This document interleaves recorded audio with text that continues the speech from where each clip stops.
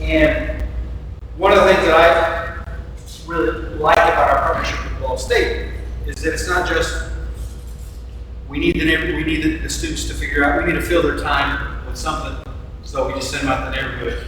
But it's actually, for us, this has been really helpful when we think about actual like a partnership in different neighborhoods. Some of you have heard our work at the Old West End. It was about a 3-year process where we used multiple studios with students to collect information. At the same time, we're engaging with the neighborhood, asking neighborhood leadership, all the stakeholders of the neighborhood, if the land bank is going to work in an area, where should we do that? And what does that look like?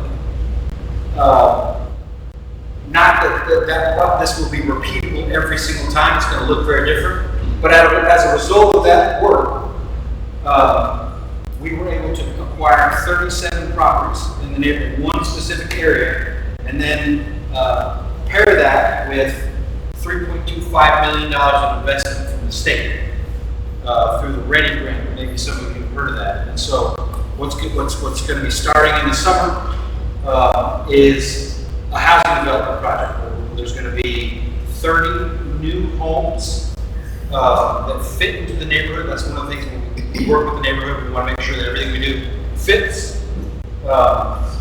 Architecturally, it fits also with the needs of the neighborhood. And so they're going to have, and those are all going to be for home ownership. Those are all going to be, it's going to be a mix of market rate and affordable workforce housing. And there's also going to be 4 or 5 rehabs. And in the Old West End, our partners are there, as I mentioned, the neighborhood association, but also a lot of nonprofits that work in those areas, Passcom Corporation, Eco Rehab, and then there's a larger organization out of Indianapolis called Intend Indiana, which is also a not-for-profit.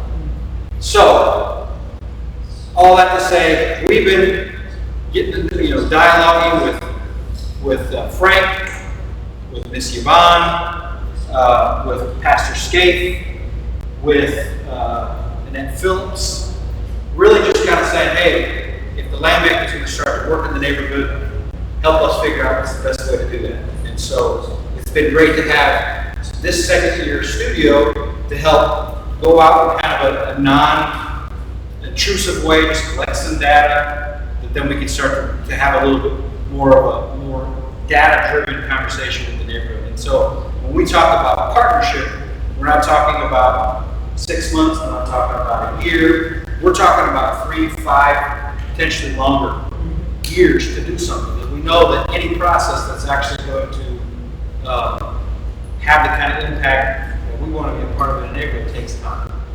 And that's a process that for us, it's got to be community driven. So this is part of that process, and I'm really, really thankful for y'all coming out.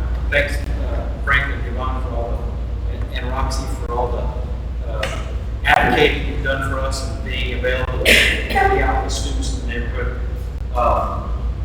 So I guess we're going to start. We don't have one of the key presenters. Give it a shot? Yeah. Okay. And again, food's going to be showing up, so just feel free to slide across there, everybody. Thanks. Some of the former students that come out, Dr. Palladino, Professor Palladino, who spent some time with some of the students in another neighborhood. Thank you all for coming.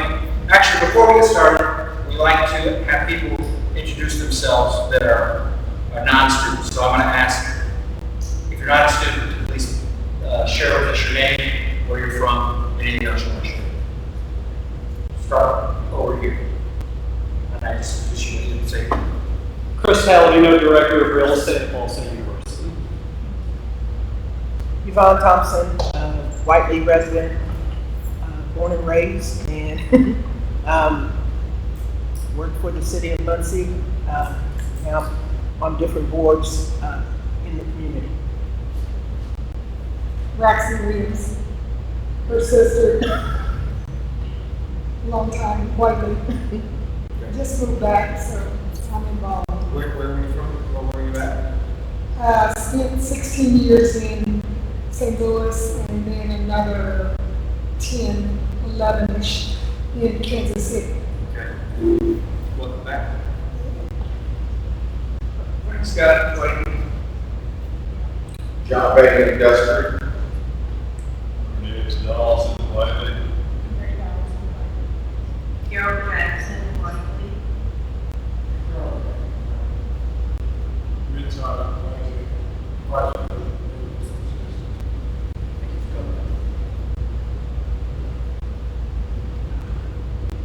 Sylvia Jackson, Whitely, President of the House, here. Thanks for coming. I'm John Weston, I am the chair of the planning department, and,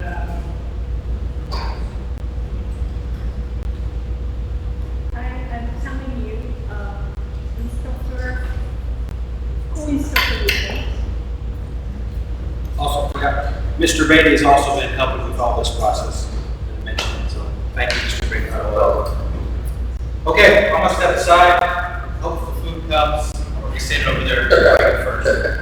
All right.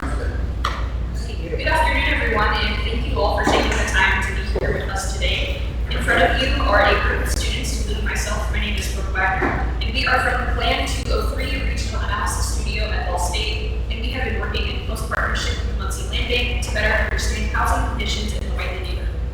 More specifically, we have been identifying where distressed properties are, what conditions they're in, and what kinds of opportunities they may present moving forward. Before we begin, we want to be very, very clear about how we approach this work. This is a part of an ongoing and community-driven redevelopment process with the Muncie Landing.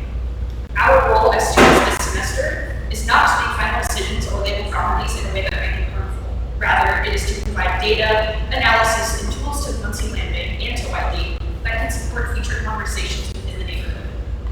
Because of that, we have focused on patterns and broader trends, rather than highlighting specific homes that face high distress within the community.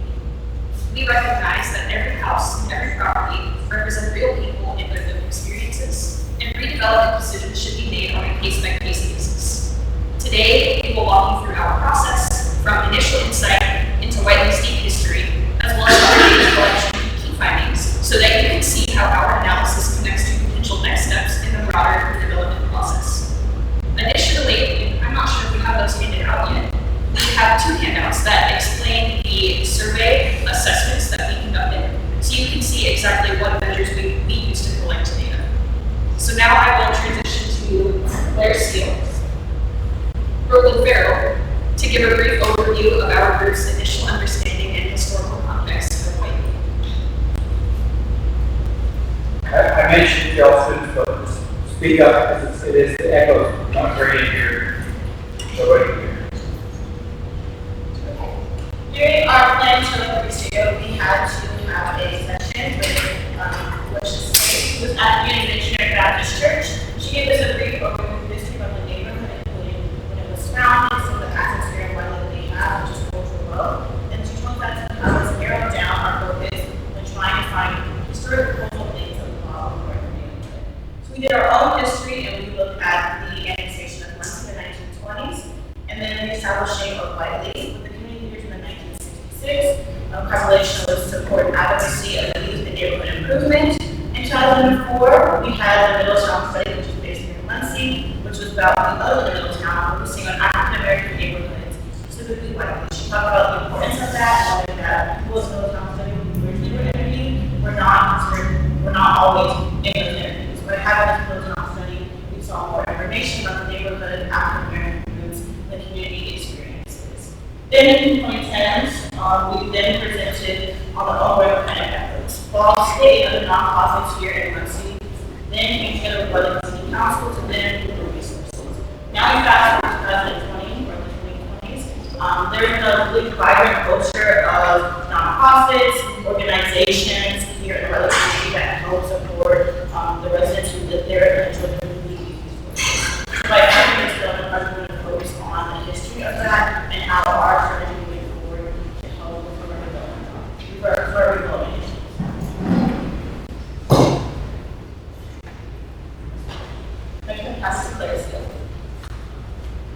Outside of the information we collected from our survey, we also gathered data from the U.S. Census Bureau. This information was updated in 2024, and we analyzed the age distribution in Whitely.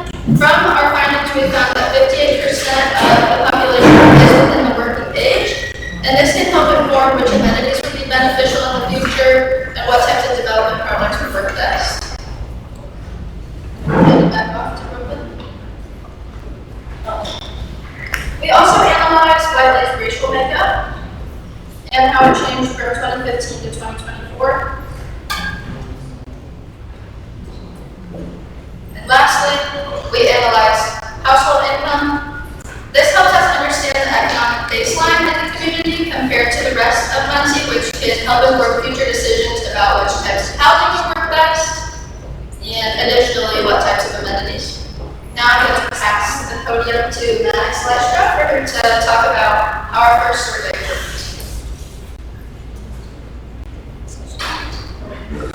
So, to collect accurate and detailed data, we organize zone field teams that will assign to specific areas throughout the neighborhood. Big what's matter.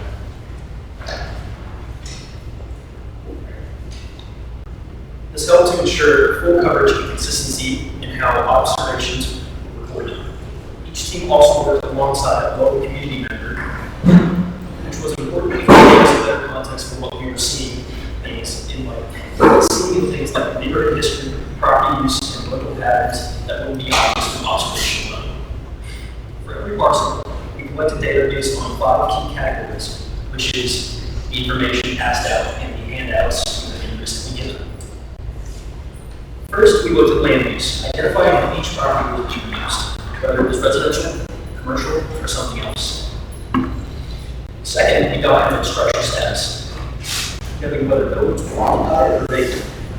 Third, we assessed overall parcel conditions, such as maintenance level or visible signs of deterioration. Fourth, we examined lot conditions and use, including how the land itself was being utilized. And finally, we considered lot level environment or streetscapes to understand how each parcel fits into the broader neighborhood context. Together, these categories give us a comprehensive review of both individual properties and the overall condition of the community. So now that we've gone over how we collect the data, I'd like to shift to total scores and what they actually tell us. After evaluating each parcel across those 5 categories, we combined everything into one overall score, which ranges from 0 to 16, 0 being the lowest possible score and 16 being the highest.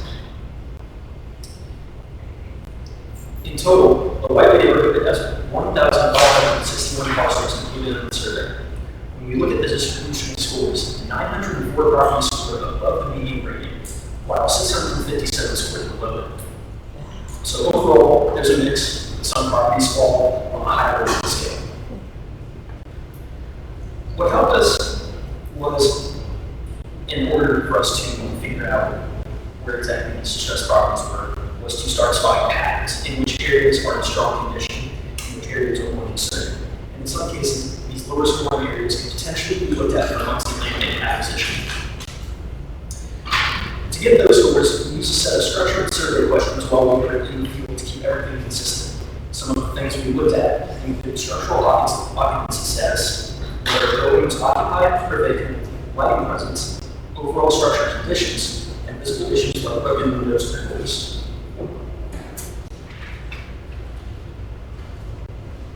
All of this helped us move beyond individual observations and see larger trends across entire blocks in the neighborhood.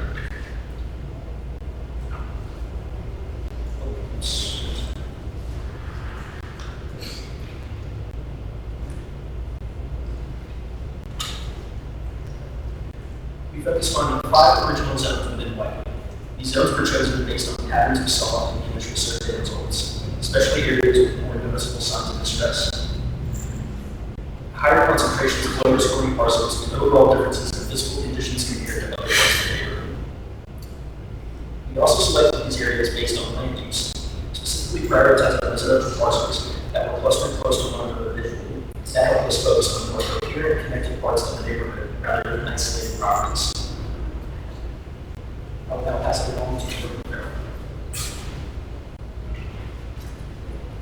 So my name is North Richmond, and so I want to have us take an example of what our first survey properties sort of looked like as an example. At first, I would start out with high-story properties, and just as a disclaimer, these are not in the neighborhood. We didn't want to sort of like bring anyone down or cause any scrutiny to anyone, point anyone out single. So we decided to just find sort of stuff images that sort of define our purposes with these. So for high-scoring properties with these, we noticed different trends where they would have noticeable structural deterioration, and then there were often street lamps present, so there was better lighting within those situations. Some other examples of that would be street trees. They just brought more aesthetically pleasing atmosphere within those areas, as well as some good street conditions. So those were just helpful overall to bring the scores up for those specific properties. And then so for the low scoring properties, again, this is not in the neighborhood. What we did notice is there was often water damage that was present, and then no street trees or no street lamps. So just kind of bringing that environment or atmosphere a little bit down. And then oftentimes you can see graffiti or no one present. And there were broken windows and doors, and sometimes there was litter and dumping. So all of those on our properties, they would break down in scores. And so that would make it considered to be a low scoring property. And then something else that we focused on was in our survey was sidewalk conditions. And so how our criteria for that was we had a NA, no sidewalk present, as well as good, fair, and poor. How we determined how a good sidewalk score is basically if you are able to walk on it pretty fully, maybe if you were in a wheelchair, it is easy to access. Fair, maybe some cracks and bumps, some vegetation growth, and then poor would be the worst condition of that. So it's very hard to walk on. Then obviously there's no sidewalk present in general. And so what we did notice was that oftentimes, especially on Whitely Avenue, there was a lot of commercial areas, like churches, close to the community center. There were some poor conditions of sidewalks. Well, they did actually have sidewalks, but they were poor conditions. So it's just interesting to know that places that might be walked on more often have those poor conditions. As well as by Longfellow Elementary, there are some fair sidewalk conditions. And we did notice that when we were out surveying properties that there were children walking around there. So just interesting to note that there were fair sidewalk conditions in that area. And then I will bring it back to that selection of the zones. Okay, so to reiterate, our official selection of the 5 zones were focused on the survey results, especially with those signs of distress, higher concentrations of those parcels, and 12 differences in conditions compared to Speak up, honey. The air conditioner is turned on. You're going to have yellow.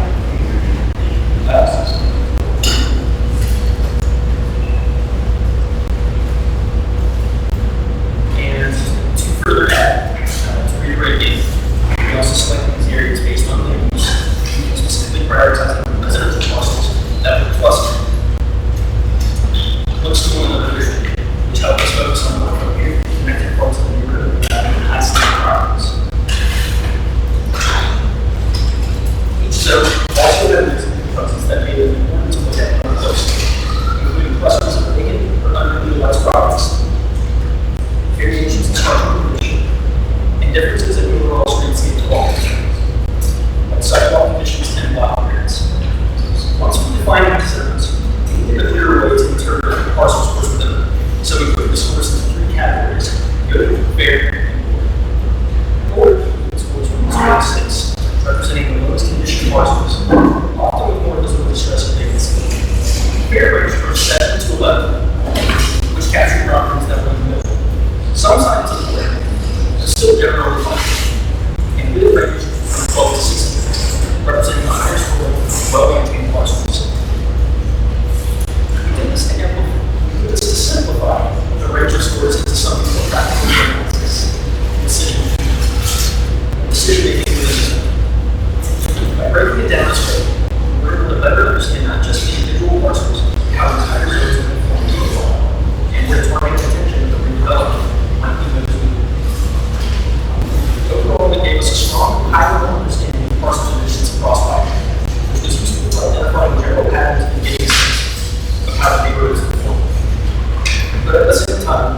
were some gaps. The survey got really in-depth when it came to assessing true structural integrity. In other words, you can observe surface level conditions, but not all results come on structural indicators of buildings. It also collected or assessed indicators of building level stress. So while we could identify properties that look like they're in poor condition, we didn't always have enough detailed data to fully understand the severity of these issues.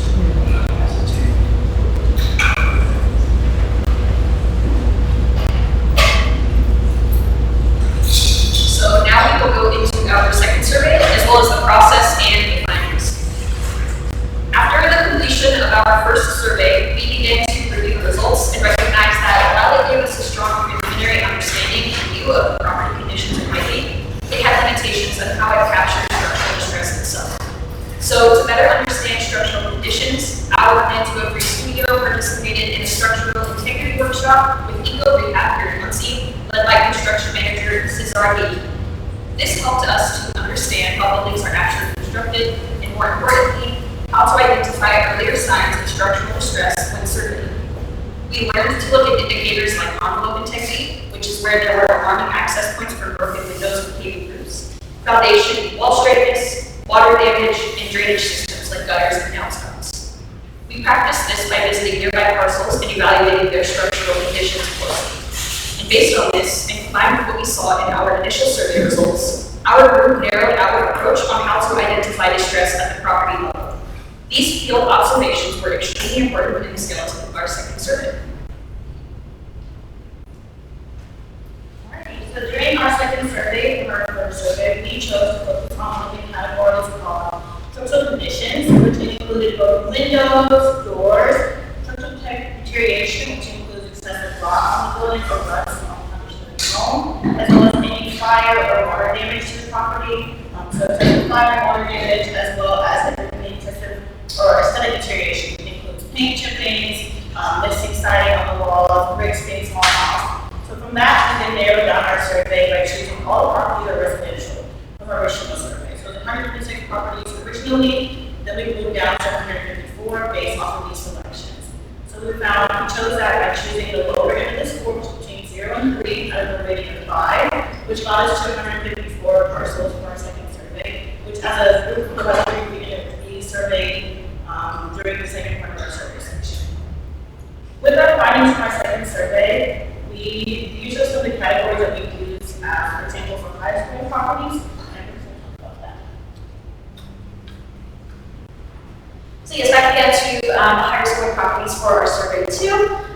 Again, these are not completely just a stock image. Those are some of the focus aspects that we focus on were water damage. So in the higher scoring parcels, they had no water damage. The windows are square and broken. They have that level foundation line, and the gutters and downspouts are present and in good condition. So just overall has that higher score with that. And then the lower scoring parcels have the opposite of that. So maybe there were just no gutters at all, or the downspouts or existing gutters are very damaged, causing that lower score. And then those breaches of the envelopes, so those caving in roofs or broken windows, those also would decrease the score, and the windows are not square. So all of those just kind of led into the lower scoring of the properties within this section. Super cool. I'm going to go back a little bit. The reason why this is important. The reason why having gutters and downspouts is important is because it helps with keeping water out of your home. Without gutters, water can break through the roof, they can seep into the foundation, and the windows and things are not square. There are structural issues for the home.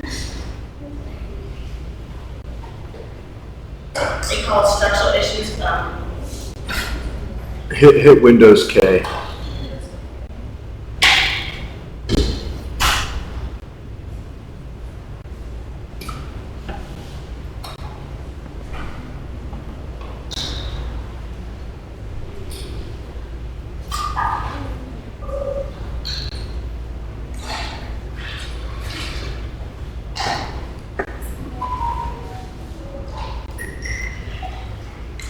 Yes, it calls structural issues to the home as well as breach envelope,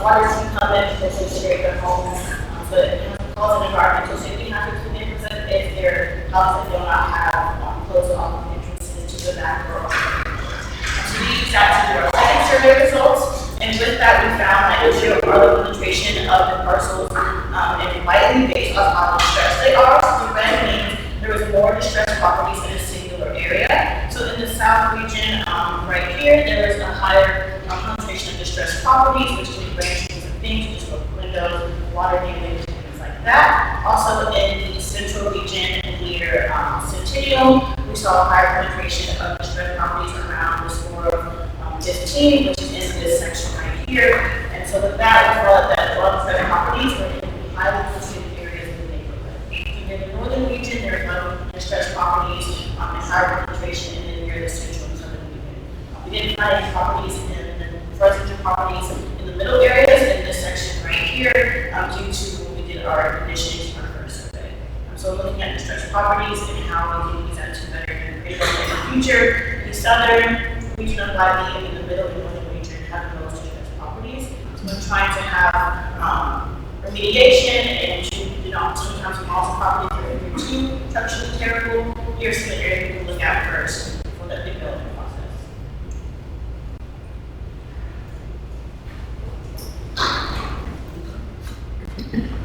Next, we're going to go into understanding our zones and our process that we found with doing our second survey. So when we did our second survey, we also want to look at the parcels sold in the last 5 years in Whitely. So here's all the parcels that were sold in 2021, 2026. I did an average of what was the average sale price of these parcels during this time period. So in 2021, the average sale price was about $24,000. 2022, it was about $41,000, and then in 2023, it was $29,000. 2024 had a dip in the sale price, which was $69,000, and then 2025 was $48,000. So on average, most of the parcels that were being sold here did not reach above that 1,000 range, besides a few outliers we'll talk about on the next slide. But in the last 5 years, there's over 350 transactions happening in the Whitely community from our data we found. And the reason why we chose to focus on sales or parcels being sold was because of the LLC equation happening in Whitely.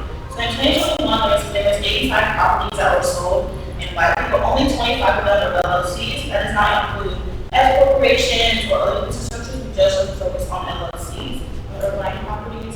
So in 2021, there was more properties sold that were not LLCs. As the years continued, that number continued to increase. More or less properties were being sold in a year, but the number of LLCs that were buying them also increased as well. Being around in 2024, almost a 50% parcel to LLC bringing. And so we looked at that further to find our top 3 LLCs in Whitely that had sold. Bit legacy properties had 9 parcels sold in Whitely.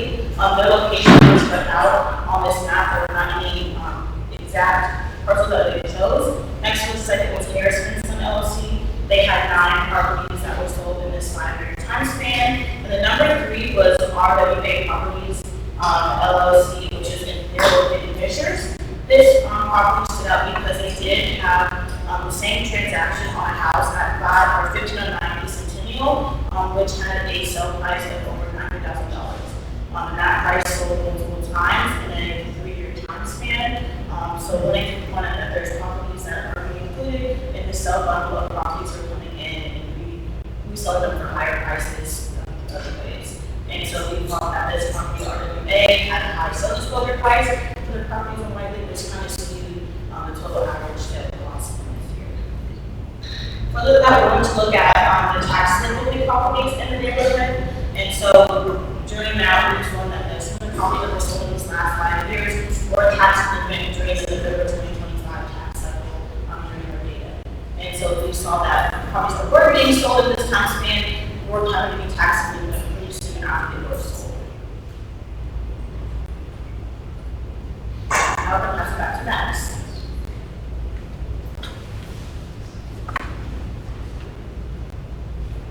As we narrowed our zones, we also refined how we selected the specific areas to focus on. One of our main goals was to identify properties that are best qualified for rehabilitation. So we weren't just looking for the lowest standard parcels. We were looking for ones where improvement was actually feasible and could have a meaningful impact on the surrounding area. We also used a heat map map of low-scoring parcels to guide our decisions. In addition, we also took environmental restrictions into account, which play a big role in determining what types of redevelopments are possible in a given area. So factoring that in early helps avoid investing in areas with limited long-term feasibility. Overall, the key idea guiding this process is that distress happens spatially, but solutions still need to be applied thoughtfully and thoroughly. Even within the same zone, conditions can vary a lot from one property to another. So while identifying clusters helps us prioritize areas, active light production still requires a case-by-case approach depending on the condition and potential of each property. By combining all these factors, we're able to narrow our zones in a way that's not just data-driven, but also practical and realistic for acquisition. I will now pass it back to Brooke.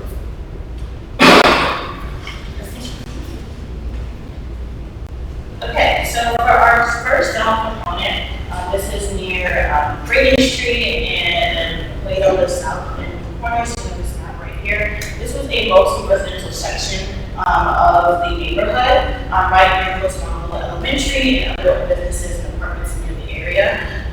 There was about 7 or 14 parcels in this area that were on our second survey, with the pins located on the map. So when we did our survey, we found that there's 7 residential properties in this area. 19 of them were vacant properties in this section, and then for this little section right here, for our heat map that we showed, these were all of the parcels that are second survey, and the concentration of them that have distressed properties. So in this area, there's a lot of distressed properties in this area that can be revitalized and development of future things to help reduce the life of the neighborhood. And looking at LLC and tax provision, this section of the neighborhood has the highest concentration of tax delinquent properties in one section between 2 streets, seen on this map right here. So there were some LLCs in this part of the neighborhood, but there also were a lot of them that were tax delinquent with that. So this is one of our zones we piloted because of the way that they've been being sold recently in the last 5 years. This area has been sold areas, as well as the number of distressed properties also in this area. For zone 2, which is near Centennial, MLK, and Wolf Street, near the Whitely Builder project, we saw that there was 28 vacant properties in this area, 15 of them residential properties, and 7 commercial properties. This area did not have a super high penetration of distressed property, but since it had a lot of vacant properties in the area, we thought this could be a potential area that we could have more remediation as well as and also with LLC and tax delinquent, very few in the last 5 years that were LLC or tax delinquent, but there was some that were sold near the South Centennial Street that were sold back-to-back properties in that time period.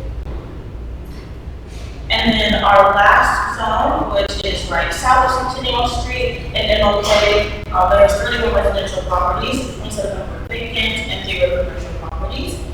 There was a high concentration of distressed properties right next to each other, some of them just 2 or 3 houses down from each other. So in the key out of it being right orange, because of this area, you really lose the most movement of development for these properties to the land bank. And then there was some LLC and tax delinquency in this area, meaning that this could be a prime hotspot for might want to buy other properties in the future. So having a way that we can mitigate LLCs or that don't live in the state to remind of this area as well. Within that, these are our analysis of the distressed zones and what we found in them. So for the zone 1 that we saw, there was 19 vacant properties. 15 of the parcels were included in our second surveys that had a high concentration of distressed properties. For the LLC division, there were 7 that were tax delinquent properties, and there was a mix of LLCs and non-LLCs in this area as well. But we thought this could be potentially a residential area, infill and to remove some of the properties that were distressed. For our zone 2, there was 28 vacant properties. 5 parcels were in our second survey, that were in a high distress category. And then there was little to no tax delinquent properties in this area or no LLCs, but this could be a revitalized commercial district of some sort. And then lastly, for land use, for zone 3, we saw 31 residential properties, 27 were vacant. We had 10 parcels that were considered in our second survey as high concentration of distressed properties, and then 5 had tax delinquent properties, and 2 of those were LLCs.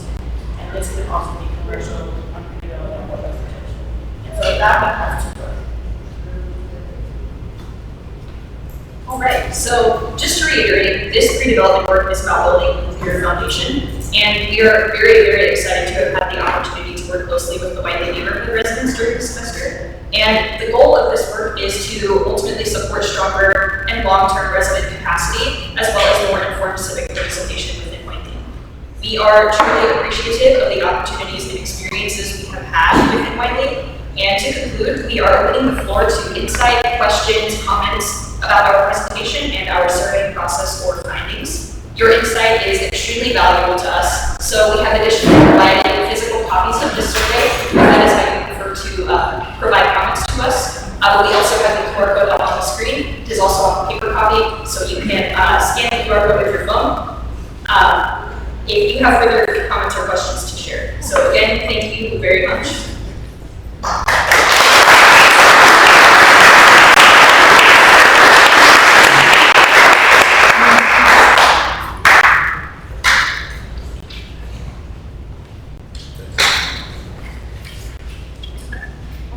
You can ask us personally, or you can write it down.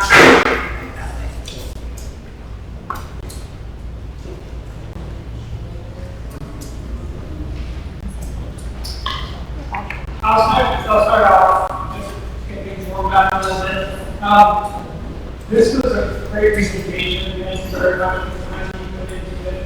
I'm wondering if, when you were looking at the properties, you get a little specific, like what things in the zone you picked out, are there parks, are there other amenities, did you consider mapping some of the things that are in the neighborhood that might change the character of the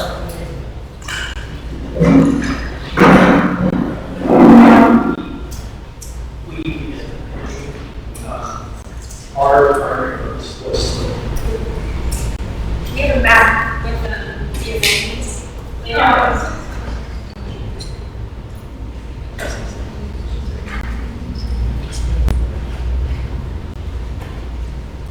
have to shift our focus.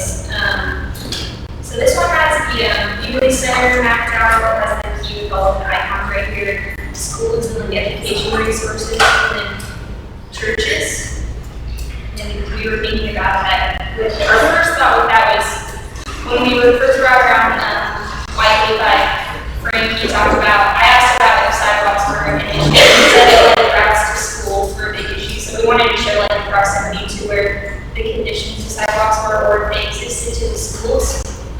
And then Brooklyn went about what we Yes, for the zone section that we looked into what would be in the area, so it is a high level commercial area in one part of zone number 2, well, a development project, as well as Centennial Street being a high area. In this area, we thought that this would be a development area for our zone. School being at Longfellow Elementary, as well as the apartments to the apartment complex, there's a high foot traffic of that already live in that area on a day-to-day basis. So that's how we chose our zones. For zone number 3, it's near, there's a hair salon also on that street, on MLK, barbecue, and so we thought that this could be an adjacent commercial area. So we took that into consideration in our zones, but we did not totally express the needs in the area for this project. In those 3 areas, is there one area that has more properties that are likely to be able to be acquired to do? There's a lot of distress that if we can't acquire the properties, then it's probably not. Yes, that would have to be a secondary result since ours are based off of subjective survey of these 50 numbers 0 to 3. We go back individually, look at the house, assess who lives there, is it people actually live there, and so then we can determine if those can be acquired for redevelopment. From the top level down, looking at a map, it's kind of hard to say if someone lives there or not. We didn't want to make any assumptions that just to demolish those or to take the park out actually is in the house or the home. So we're supposed to just do it as a distressed area rather than doing individual parcels. We want this one to go and this one to go out. One other thing too, when you guys say partials, the first thing that comes to my mind is a vacant lot. But you're not talking about a vacant lot. Just like we're talking about the division of land to the side. Like when someone's house is on land, that's their parcel. So on this example, like the ones that are like the white or vacant ones, we're just generally talking about each square or each rectangle would be considered one parcel, if that makes sense. Whether it has a house on it or not. Yes, well, yeah, it's a very generalized. I would say to your question though, zone 2 has the highest concentration of vacant spaces, so that they had no property on them. Where there's a bin on here shows that there is a house or some other well structure. Yeah, they are houses, only survey residential properties. That shows that there's a point there, that those are where there's a location. So like our thought process is that it'd probably be easier to acquire when you can, and you never know who's holding it. So then we would need to go back and see of those properties, which ones of them are able to be acquired. Yes.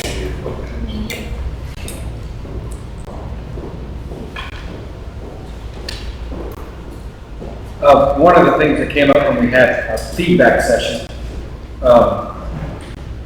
was that a lot of the development, LLCs, people that were doing, for-profit development, were not necessarily improving the sidewalk, the streetscape, and that, the way the students saw it, it presents a challenge. And then one of the things that I don't want to steal your thunder, but I wanted to talk about it because I thought it was an interesting idea, and it actually kind of connects with potentially where we'd like to take the third-year studio if we continue in the fall. But talking about an overlay district, what that is, and kind of the process around that, and why. Yeah, you just Okay. Speak up loud about it, please. What did you say? Speak up loud. Okay, so in our first section of this survey, or of this project, we had talked about overlay districts, and we decided to remove them because we thought that was out of our wheelhouse, but the basic function of an overlay district is that zoning creates development standards, and then under development standards there are different types of districts. And it could be an overlay district or a historic preservation district, or lots of different types of districts. Like in some places in Indiana or like in the US, it could be like an environmental protection district, which probably isn't something for Whitely, but that's just like the idea that the categories fall into. And then within an overlay district, that can be used to regulate, so for example, in Muncie, an existing overlay district is in the village near Ball State. So if the developers build something there, they're required to build, to pay for the infrastructure costs of the sidewalk and the width of the sidewalk, and adding street trees and streetscape improvements like that. And there's a similar one on McGalliard where they have requirements for parking lot sizes and the sidewalks there. And another element to that was that we were considering as an option that Whitely could try to pursue was the historic district, and then we'll be able to honor the roots of Whitely, but also preserve existing structures.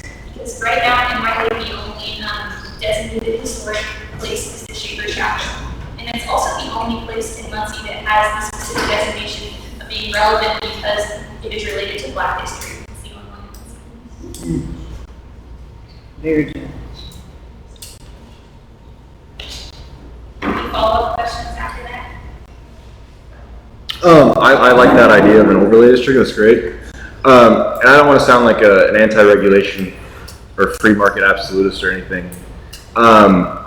But I'd say the conditions for developers is a lot different in somewhere like the Village or McGalliard than it is Whitely. So if we're going to add additional regulation for potential developers in the neighborhood, how do we counteract any effects of disincentivizing them to build? How do we make sure that the overlay district doesn't just say it's even less feasible to build here? Well, that's why we removed it from the presentation. What I was finding is that there's a lot of issues of people critiquing it for either delaying development or making it more costly, or specifically in the aspect of the historic district, it can stop facade improvements that could be positive. For example, if a house was had a historic designation, they wouldn't be able to put solar panels because it would be changing the appearance of the character. So it was kind of the pros and cons were kind of equal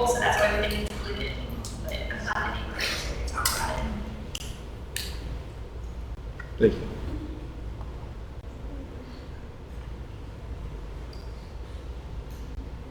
Any other questions? Or critiques?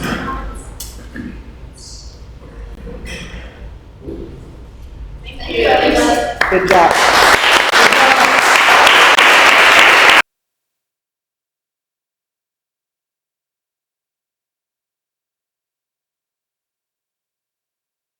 You all did a really good job. One of the challenges with planning students is so we have a series of kind of like projects, deliverables we call it, that they've got to give us as the semester progresses. And we're trying to slowly help them build to this presentation. And, you know, halfway through, they had done a lot of like visioning of like what actually, like what kind of houses need to be built and, you know, what businesses need to come here. Now, that's exciting to talk about, but the land bank, you know, we really feel like it's a very slow process that's got to be done with the neighborhood. And so some of this, although really students did a great job, you did what we asked you to. It's thorough. You just look at it and it may be like, well, okay, that's not that exciting. However, we have really good data. Yeah. We have really good data that now is housed in the land bank, and it's available to the neighborhood and, you know, all the different organizations that are working in there. Like that's one of our ways of contributing to the neighborhood. Like, we got all this data, we can rework it 100 different ways. We got this data. But it's a slow process of building because we don't want to leave people behind. You know, the land bank is not an organization that stands in the front and says we're going to do this. We try to create kind of a table where everybody kind of sits down and slowly the people who really want to get involved come to the table. So this is how we consider this the first step, like really creating a base layer of information so we can start to have some conversations about the neighborhood as a whole, see it, and maybe slowly decide, okay, we're going to prioritize if the land bank is going to work in an area and try to pull in some other organizations, where we're going to do that. And that's what this information allows us to do. And as I mentioned, what we would like to do is use the third year students, so these same students, so that have gotten to know the lay of the land, actually ask them to let's take it one step further. Let's start to really sit down with the neighborhood and talk about some of those things that we'd like to see in the neighborhood. You know, kind of dreams, but also rooted in kind of like what's realistic, and then try to marry those things. So we really do believe in it being a community-driven process. It takes time. It can be kind of messy. You might have to pivot a bunch of different times. But in my experience, Dr. West might not like this since he's the department chair of the planning department, is that you can have the greatest plans in the world. But if you don't have the local population buying into it, and not just buying into it, but also participating in it, you're probably not going to get that far. And I just, you know, I feel like that's a challenge in Muncie, to really do a good job of bringing the neighborhood into the decision-making process. It slows it down, it makes it messy, but that's how you do a good project. And actually, I found that having a lot more community participation and ownership covers a lot of sins of plans. You might not have a great plan, but if you've got the community really bought in, you can slowly work that out. And so that's kind of the way I view it. Plans are great, but if they're not really owned by the community, the people that are going to be in the middle of it, they may not get you that far. So anyways, thank you all for coming. Thanks for all your participation. Ms. Roxy, Craig, Mr. Beatty, Ms. Yvonne, others. We're going to be poking our head around a lot more in the neighborhood. We are slowly trying to acquire some property. Mostly, you know, we're try to grab tax lien property that nobody wants, that goes to the tax sale 20 times that nobody wants. But that's a slow process. We don't have millions of dollars, so we're doing that kind of directed by the neighborhood leadership that I mentioned before. So anyways, I don't know if there's any closing comments or thoughts. Again, for the next steps, it would be helpful for us to know of those properties, which ones are available. And for like some we've noticed, they are owned by maybe the residents who aren't doing anything with them. So if we identify properties, well, we know Mr. Hacksaw has had this for 20 years, so we know how to approach it. Yeah. If we want to get certain areas. Yeah. And we would definitely lean into y'all for that, because we don't want to be in the business of taking away property that people are using in any way, really. But if it's a property that's just not being used, but it's owned locally, and we can, lean into your all's relationships and slowly start to grab. And one of the things that we do is we try to work in clusters, focus areas. If you do it too dispersed, it's hard to make an impact. So we try to get property in one specific area. But yeah, that's a process of a lot more dialogue with you all. We're constantly watching the tax sale, what's going through the tax sale. We have acquired, I think, 5 or 6 properties right now in the neighborhood. We just had another guy offer us a property on Highland. He's asking for a bunch of money. It's one of the tax sale buyers. What's the address of it? 1850? Yeah. 1815. It's like, I think it's kind of like, it looks like a box, 2-story. 4-story, yeah. But it was bought by Campus Reynolds guy. But he's asking us for quite a bit of money. So anyways, there are things that start to, if you're not in a hurry, you can slowly start to get what you need to be able to actually put together a project that you might be able to get some extra funding for. And if you get enough, maybe the costs come down a little bit because you're doing everything in one concentrated area. So, and that's really the role of the land bank, is that we call it pre-development work, where we're trying to go and slowly build that cluster of property, but at the same time, clean it up physically, legally. A lot of times properties have all kinds of liens and taxes, and that's why nobody wants us, because they got all these, they cost so much money because of all the liens and fines on it. They've got trees falling down on their houses, So that's the kind of work that we do. We try to get it all to a space where they have the potential to be developable assets. But to take anything that nobody wants and then turn it into something that they want and can develop takes resources, but also takes creativity. It takes a lot of collaboration using different tools. That's what we're hoping to start to really take another step into this fall with students and then beyond. So I took some photos of some of the slides. Is it possible to get that? Yeah, I'll send it to you. And we'll be working with the data and figure out a way we can share that so it's it's understandable.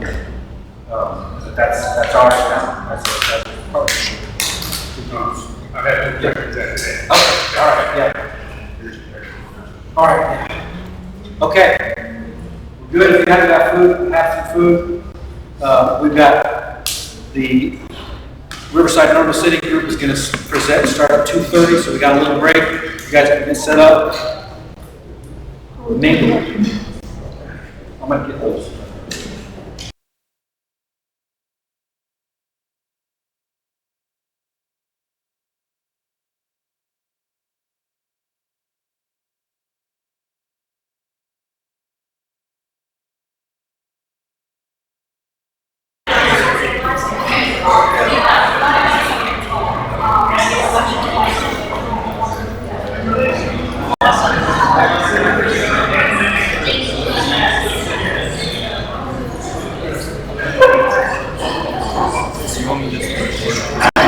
Yeah. Some live stream, but the audio is like not good.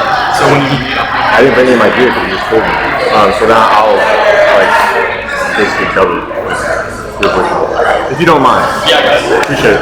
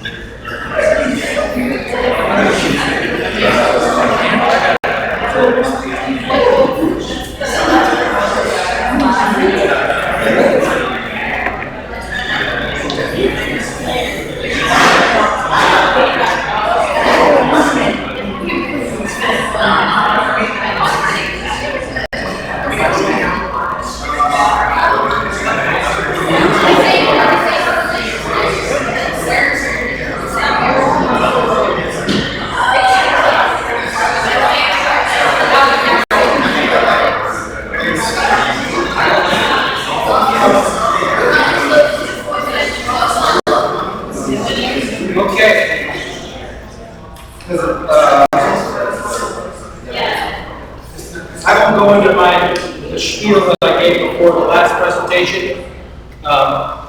Heather is on our board, so she knows everything. Kevin is connected with the land bank, so he knows everything. Kwani, I don't know how much you know about the land bank. We're an organization that helps with addressing the issue of abandoned and vacant property in Muncie. And one of the things that we do, it's part of our role, we feel like, is to provide information and data to the city, to the public, to whoever it could be useful to, with a focus on kind of development, kind of the landscape of Muncie. And I'm not going to steal the group's thunder because we've talked a lot about framing for this. This has been a different process for working in Riverside and River City. We have done, most of the time when we're working in a neighborhood, it's like a long-term partnership. And we're kind of starting to slowly build up our data to be able to have conversations with the neighborhood. Not saying that couldn't possibly result from this, but our role is seemingly kind of limited because there's not much vacant and abandoned property in Riverside and River City. When it is, it's snatched up by someone. So, however, we still feel like a role can be to provide information. And whether it's used initially or down the road, it's something that we're gonna, it's housed in the land bank, it's for the neighborhood association, it's for neighborhood people.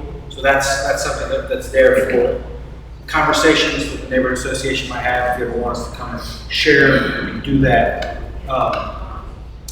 But so, this is second year planning studio, and they've been great this year. They've done a lot of really great work. You guys have had a lot of interaction with them. I will ask you, Kawani and Kevin, to introduce yourselves real quick since you are, everybody knows Heather. They've talked about it. Hi, I'm Kevin Player. I'm a professor of architecture. I'm the same building as you are. Look forward to your presentation. Thanks for coming. State at the University of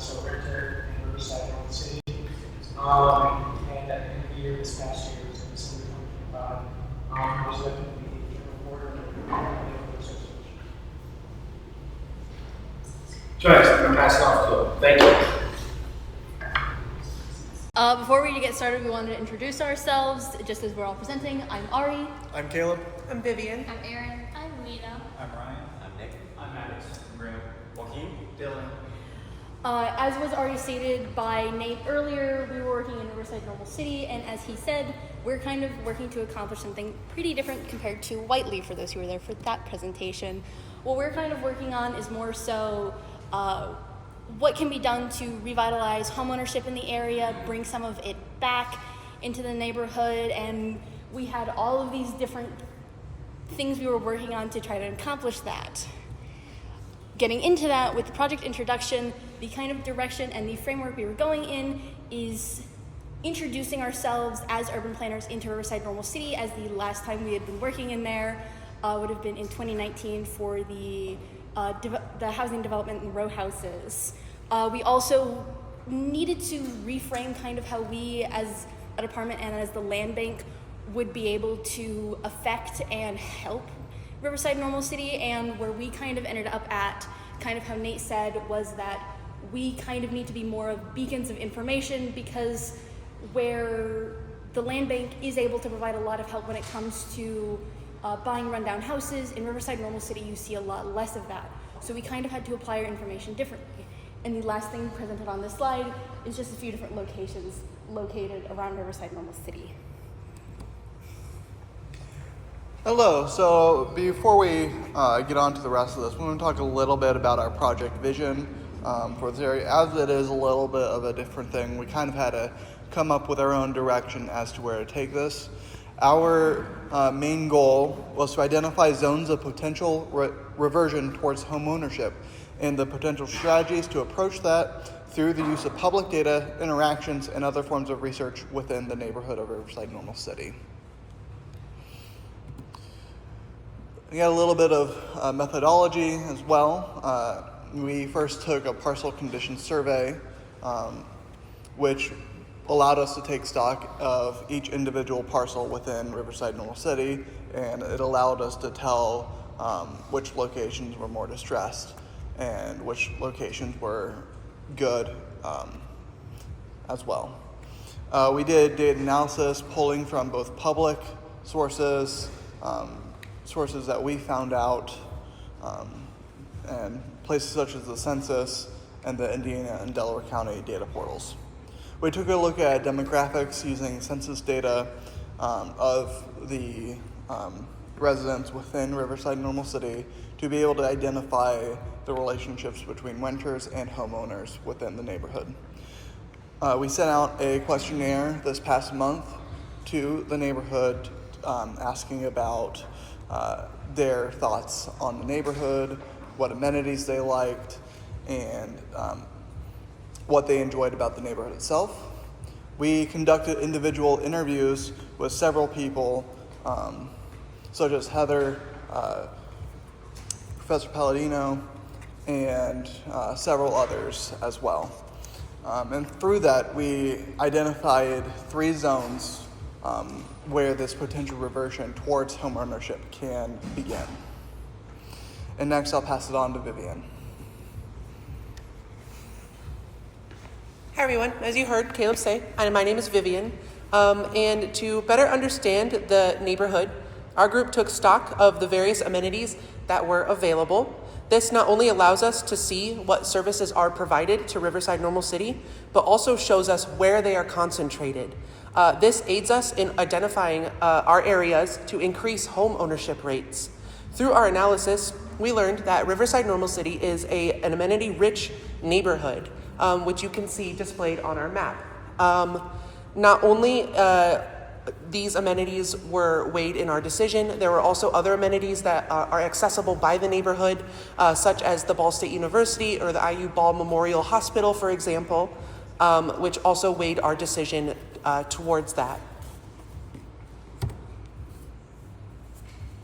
We also have some key stakeholders. As you heard at the beginning of our presentation, during the beginning of our project, we worked closely with the Muncie Land Bank, mostly during our parcel condition survey. The information we gathered can also be passed on to the land bank itself and the neighborhood association, but this conversation has quickly moved beyond the scope of just these two organizations. In order for us to make the changes that we want to see in this neighborhood, we would also have to work closely with the City of Muncie and the Ball State University itself in our work with the Muncie Land Bank and the Riverside Normal City Association as well. Oops. Next, we looked into demographics. We specifically looked into 2014 and 2024 because we wanted to see the difference over 10 years. The population really hasn't changed. We did see a slight drop in college students from 74.9% to 71.1%. This could be due to more degrees being offered online as well as other student housing being offered near McGalliard. We also noticed an upward trend of children in the neighborhood, which is a positive. And RNC has also seen an increase in about 270 housing units in 10 years, but the vacancy rate has also gone up. We also thought it was important to highlight the percentage of family households in the neighborhood because many students do live in these homes, and RNC has seen a slow positive trend in family households as well. Next, we also wanted to look in the occupied housing units as if they're owner or renter occupied, and that percentage has stayed relatively the same between both years. Following national trends, we've also seen an increase in the median house value, rent, and household income. And we could not find the poverty rate for 2014, but for 2024, 49.7% of people were below the poverty level. Next, we looked into block groups so we can better understand the neighborhood and learn where we should direct our focus for home ownership. And this map identifies the block groups that the three zones primarily occupy. Census Tract 10, Block Group 4 is our Zone 1. This became our priority for us due to it having 100% renter-occupied units. It also has our lowest family household rate at 4.4%, and our student population in this block group is 72.1%. Zone number 2, which is Census Tract 7, Block Group 2, became our second priority due to it having an 82.7% rent occupied units. It also has our highest family household rate at 26.2%, which coincides with the decrease in college students at 57% in this area. This can help us bring in families and home ownership, and our vacancy rate is also the highest we've seen so far in the neighborhood. And our last zone is Census Tract 7, Block Group 3, which became our third priority due to it having 89.7% renter-occupied units. It also has a family household rate of 15.5% and a vacancy rate of 21.6%. This block group also has our highest student population at 80.1%. We're moving on to our data analysis section of our presentation. These next data sets that you'll see were taken from places such as the U.S. Census and the Indiana and Delaware County open data portals, as well as some of it was assessed by ourselves through our parcel condition survey. Using these data sets, we created maps that you will be able to, that each of us will be presenting here. Our first map is our partial condition survey results. This is the results of the survey that we undertook over the course of the first half of March. We looked at many things when undertaking this survey, but the primary things were lot utilization, block conditions, structural occupancy, structural conditions, and the block base. And we use those different things in order to be able to rank parcels from the most distressed to the best ones in the area. So the ones with the lighter colors are the ones that are more distressed here. From this, we understood, we were better able to understand the neighborhood itself. But these survey results, while used in our decision making, were not a primary factor in that decision. And next, I'll pass it on to Lena. So from our survey, we also collected data on where we found street trees and street lamps on properties. So on this map, you can see that we've displayed visually where we found a street tree or a street lamp or even both on a property. And we also displayed our findings in a pie chart. And in the pie chart, we can see that approximately 9.6% of the properties in the neighborhood do actually have both street trees and street lamps, while still a 49.8% of the properties in the neighborhood have neither. However, it is still important to note that not every property needs to have a street tree or a street lamp, because a street tree from across the street could also help shading the pedestrians and the streets, and then a street lamp also lights up the area nearby. But this was a way that we thought we could visualize and display our data, which we thought would be important to the public, as it could help us evaluate the safety or the pleasantness of the neighborhood.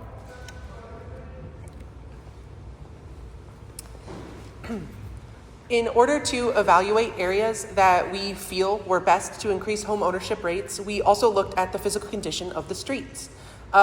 This map allows us to see where high concentrations of good quality streets are located, and we feel that this is important in evaluating areas to increase home ownership, because streets are an incredibly important method of transportation. We felt that the high quality streets would be something alluring to those looking to grow roots in this community. And we also created a map displaying the conditions of the sidewalks within the neighborhood. And in this map, you can see that each property's adjacent sidewalk has been graded as either good, fair, poor, or none, meaning there are no sidewalks. And this was evaluated through our survey. So a majority, 39.5% of the sidewalks were still voted or noted to be as good conditions. You could walk easily on them, which is a good percentage. However, there was still a 27.5% of the properties in the neighborhood that were noted to have no sidewalks at all. And so we thought displaying this data was also very helpful, because it lets us know which areas of our neighborhood are walkable, accessible, and how we could help better this in the future.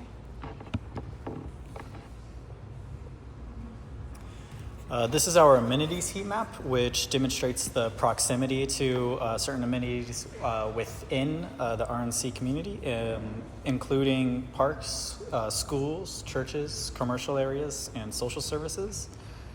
This is really important because it helps us identify areas that are highly concentrated in amenities. It illustrates the importance of walkability and where that walkability may be most important, as well as potential areas of interest to homeowners or investors. Thank you. And this brings us into our property ownership by location and the top LLC ownership. We considered these maps to be more integral to finding out interest groups within buying opportunities. With our conversation with Palladino and other interest groups when it comes to the acquisition of properties, being able to note where people were owning things from out of state could both point towards properties that may be more likely to be have less maintenance afforded to them, and it also points out different areas where we could possibly view that from.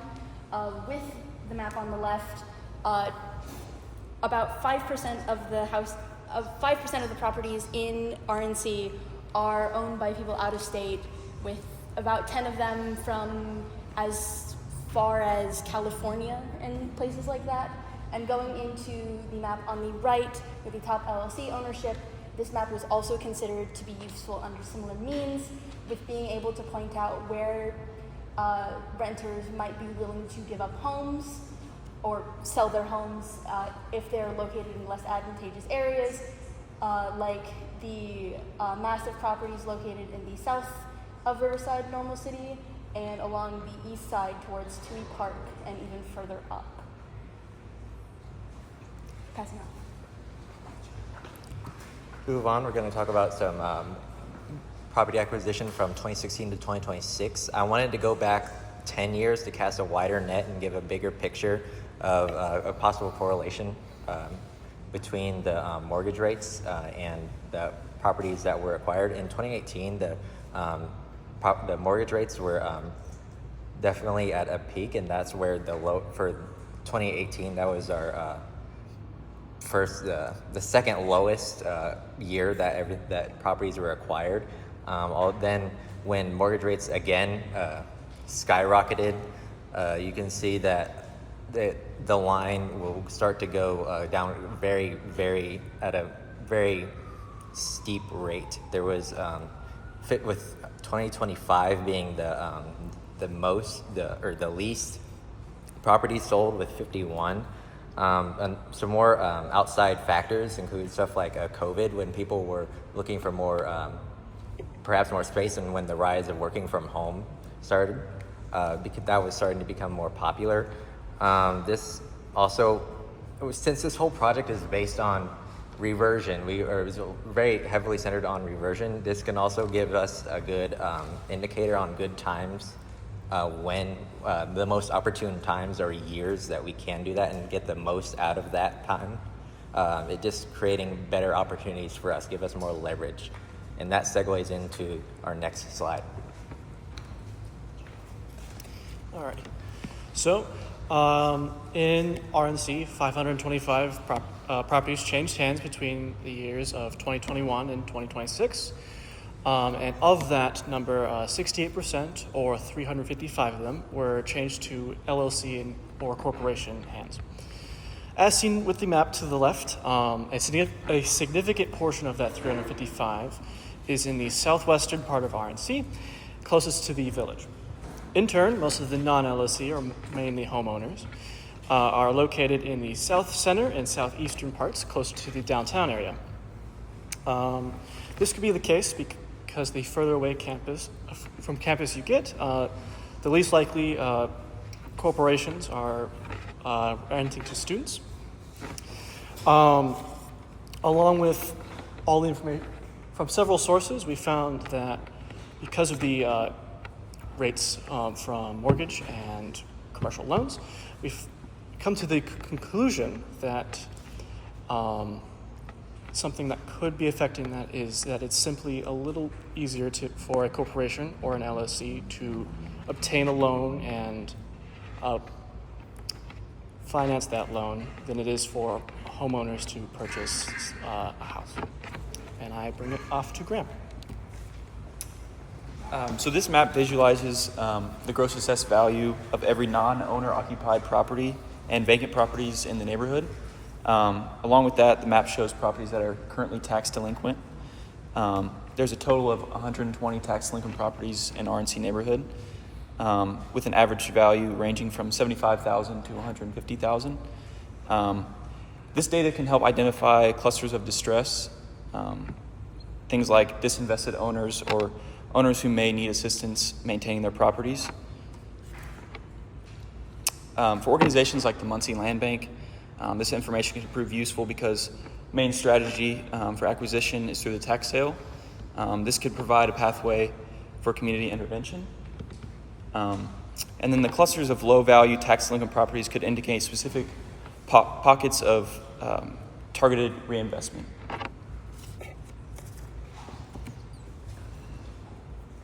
So this is a owner occupancy percentage by census block. The purpose of this map is to kind of get a more distinct visualization of the groups of owner-occupied individuals in the neighborhood, rather than using maybe the larger scale, like clusters. We were able to hone in on specific blocks and identify maybe where bastions. So what is beneficial about this is that with owner occupancy, there is a correlation between neighborhood stability and the neighborhood community, because you're able to live with these people throughout years and years of your life. Whereas if there's high renters in an area, there's high levels of renter turnover, and that kind of can make a community less strong because you're not going to know your neighborhood for as long as maybe a person who is more invested in the neighborhood, who owns the property, who lives there is. So this map really influenced where we selected our zones. as well as really showed us where maybe to stray away from. So now that we have went over all the data and analytics of Riverside Normal City, we wanted to dive into the community and see what they exactly had to say. We got a quote with Heather Williams, the president of Riverside Normal City, that the people are what make the community whole. One of the questions that was involved in the survey was, do you rent or own in Riverside Normal City, RNC?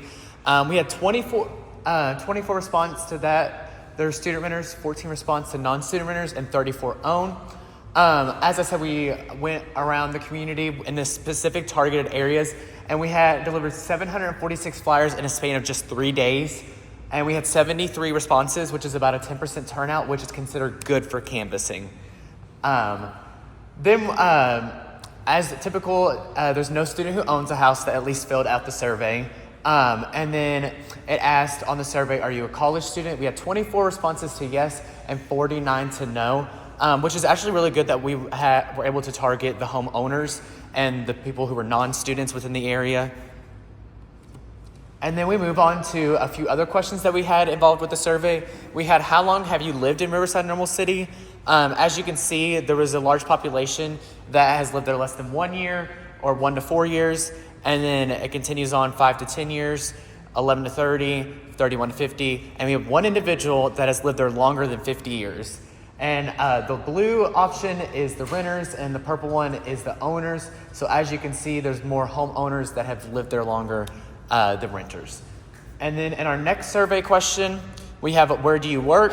The blue is what the renters, where they work at, and then the green are the homeowners. So we have the other businesses in Muncie, which is leading response for this survey question. Ball State, outside of Muncie, unemployed, or the IU Ball Memorial Hospital. So as you can see, there's quite a bit that work at the other businesses located in Muncie. And then we went over the amenities that are offered in Riverside Normal City. A consensus of the residents is that its proximity to amenities, charming houses, and low crime rates evolved within the community. On this part of the survey, they valued the amenity on a 1 through 5 point scale, 5 being the best, 1 being the worst, in their opinion. So Ball State ranks in as number 1 for amenity choice, and then parks, trails, the village, downtown, Minnetrista, transportation, and place of worship. I also have some quotes that are pulled directly from community members located within these targeted areas. One reads, all the wonderful memories with my neighbors through the years and raising my family in it. So I will now be passing it on to Graham. So now we'll talk about our zones for home ownership. So through our process of data collection and analysis, we've identified 3 specific zones we feel are prime for home ownership. Data such as property value, proximity to amenities, tax delinquency, and market patterns have guided us into making these decisions. So for our first zone, there's a cluster of tax delinquent properties, 14 in total. The property value in this area ranges from $120,000 to $150,000. There's a proximity to Minnetrista and Muncie Central High School, and it's also adjacent to Wheeling, which is great access to downtown. Our Zone 2, there's another cluster of tax delinquent properties, 31 to be exact. There's a higher owner occupancy rate in this area, and property value ranges from $90,000 to $125,000 in this area. It also has a proximity to amenities such as Emerson Dog Park, Tui Park, downtown, and the White River. And from speaking with Campus Rentals, we have found out there's a large rental market disinvestment in this area. And so for our Zone 3, we have another cluster of tax delinquent properties, a total of 28. And the property value range in this area is $95,000 to $130,000. There's another high owner occupancy percentage in this area as well. There's a proximity to the White River and the Village and the new BSU Village housing project. There's also some more rental market disinvestment in this area as well.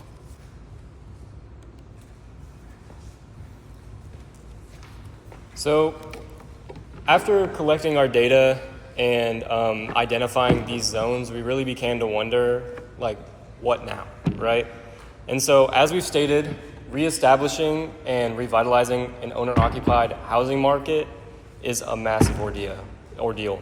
It will take collaboration between not just the Muncie Land Bank and our planning studio, but the Muncie Land Bank, RNC, Riverside Normal City, City of Muncie, as well as Ball State University. Through this, we have identified, hopefully, some potential strategies to get the ball rolling, as well as get the conversation of, okay, how do we increase the owner occupancy rates in the neighborhood? So, after group discussion, as well as conversations with Nate of the Muncie Land Bank and Chris Palladino, the director of Ball State Real Estate Development, we identified multiple potential project avenues. So, to start off, we believe that furthering the process of communication of potential property sale is something that needs to be ongoing and potentially expanded. Nate told us about his experience with communicating with RNC to find an actual home buyer, which was him, to purchase the property and become a resident of that neighborhood. So expanding that and communicating that more with potential teachers, new incoming teachers and such, will be very essential in creating this paradigm where, okay, you're a teacher, how about you come live in RNC? It's a great neighborhood and it's adjacent to campus. Another thing, we believe that neighborhood association policy enforcement is going to be another thing that needs to be expanded upon and perhaps done more. We understand that currently the neighborhood as a neighborhood association does not have the power to enact ordinances or create code violations for specific properties. However, if we work with the Building and Zone Commission and such, we might be able to increase that conversation and give that power to the neighborhood association. Those are the first two steps that we believe are imperative to either avenue we go down. But the first avenue we've identified would be direct acquisition by Muncie Land Bank with Ball State support. This is a more expensive avenue, but I will get into that later. Another avenue, our second avenue, is financial incentives for new homeowner acquisition. So to get more into expansion of neighborhood policy power, allowing the neighborhood to create the essence of aesthetic value in the neighborhood through policy enforcement to bad landlords can improve aesthetics and really make the homeowners of the area feel more pride in their area so that the neighborhood can actually reflect their values and their homes. Increasing upkeep requirement, as discussed, will inherently cause bad landlords to potentially disinvest in the area, as the increasing requirements will make it seem perhaps less worth it to be invested in the area. Removing these bad landlords from the neighborhood is the first and we believe the most important step in this process. Currently, there are no neighborhood ordinances requiring aesthetic upkeep for homes, as we believe. So making sure that the neighborhood reflects homeowners' pride for their neighborhood is imperative for attracting new homeowners. Avenue one, the first avenue we've identified is direct acquisition by Ball State in combination with the Muncie Land Bank. The pros of this is that, I say straightforward, but not really. It's more just like, there's a lot of communication that must happen. But the locational flexibility it will provide will be a pro, as we've identified these zones. Acquiring houses in these zones will make it so that our data and our research can be put to its fullest potential. However, there are a lot of cons to this. This is a massive dollar investment for Ball State, as they are already investing south of the village. So inputting some more cash flow into acquiring houses just is likely infeasible, as these properties farther away from Ball State do not really have a direct linkage to Ball State or that new village project. Additionally, as promising acquisition to speculators, this will inflate the market value of surrounding houses and potential houses wanting to be bought, as if you go in there asking for house acquisition, they will likely inflate the value of their house to get the most out of their investment. So as we go into the next one, we will likely understand that direct acquisition is something that is potentially infeasible because of the massive dollar amount needed to go through with it. But number two, our Avenue 2, as we identified as most feasible, is the creation of a subsidy program through BSU.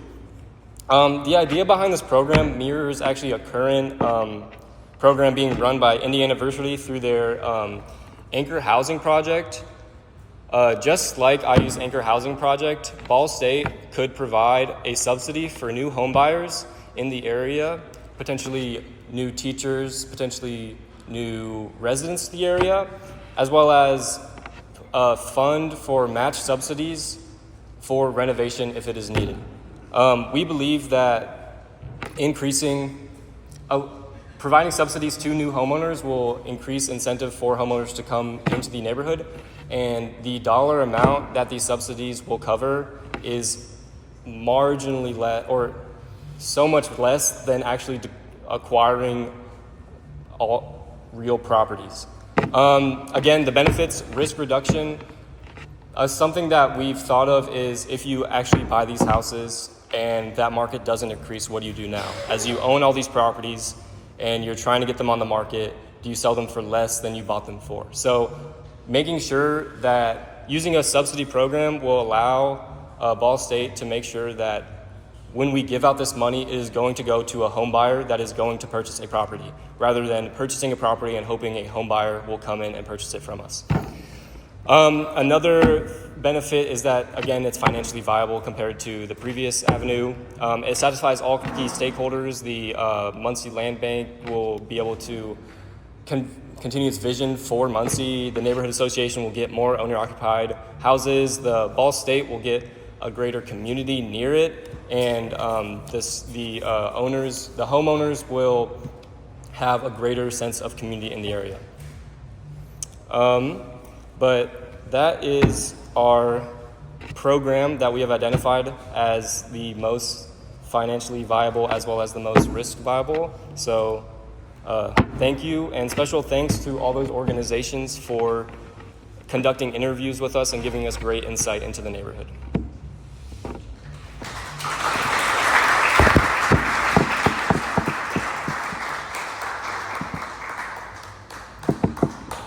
So we'd like to open it up to questions if there are any.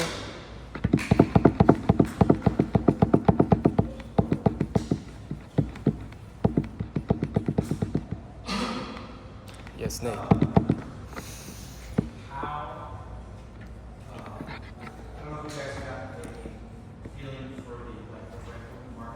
Mm-hmm.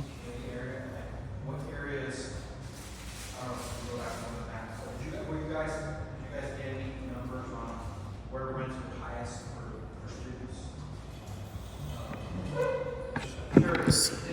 So here. So actually I created a map previously that we didn't end up using for this presentation, but it required me to go through the listed properties on Campus Rentals as well as Zillow to see the rents of the properties. And just through observation, like the properties closest to Ball State are gonna have the highest rents, as well as towards the dog park, but typically the properties closest to Ball State were what I noticed as having higher rents. So mostly geographic as opposed to... Right.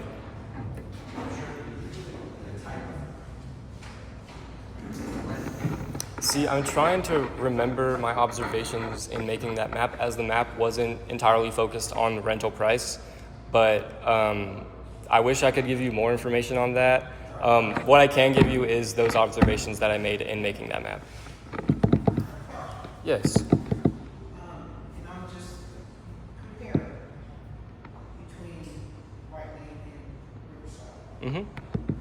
I don't see, so far as Riverside is concerned, that there are a lot of affordable homes.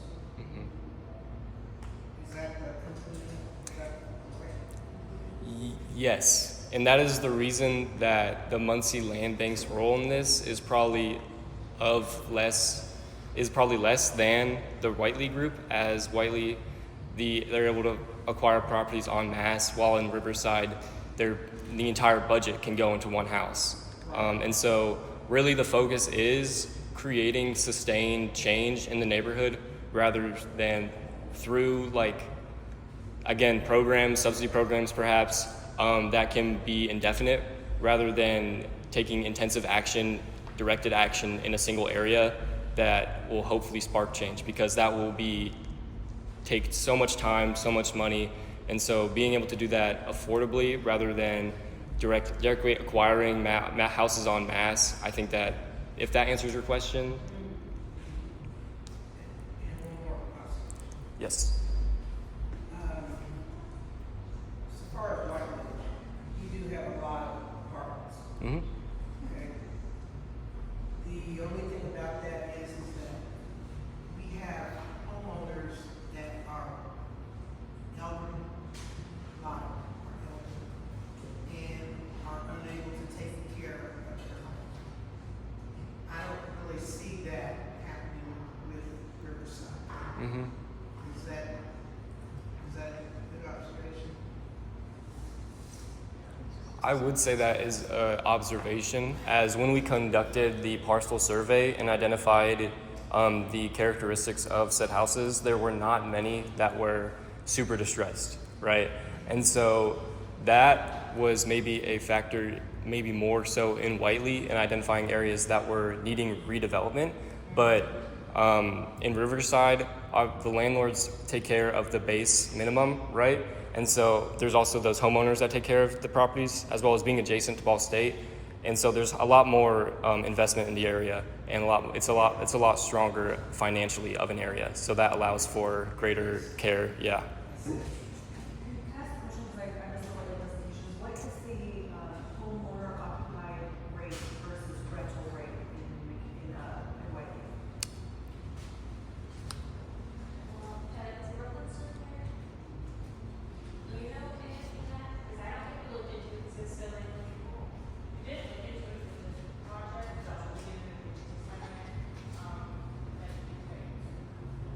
Yeah. I think that would be interesting to know, because so we struggle with homeowner rates. So we've got 5.7% rental ownership and occupancy. So yes, the homeowners may be trying to take care of their properties, but the landlords aren't as inclined, because it's an extractive relationship. They're just trying to take as much money out as they can and not give back. So that's what we're struggling with. The continued disinvestment from private companies, just taking it and taking it, not giving.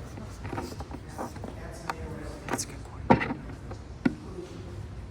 Because Whitely, we are allowed a tax credit,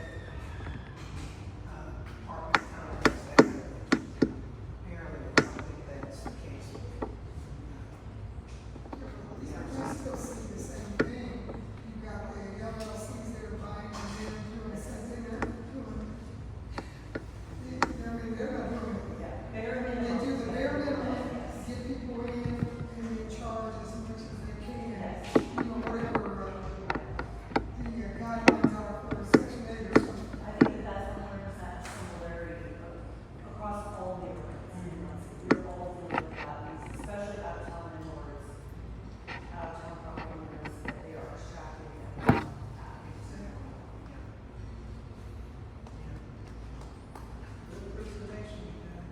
Thank you. So what can we expect as sort of like the end product? Because we, as a neighborhood, would love to have all this information, data.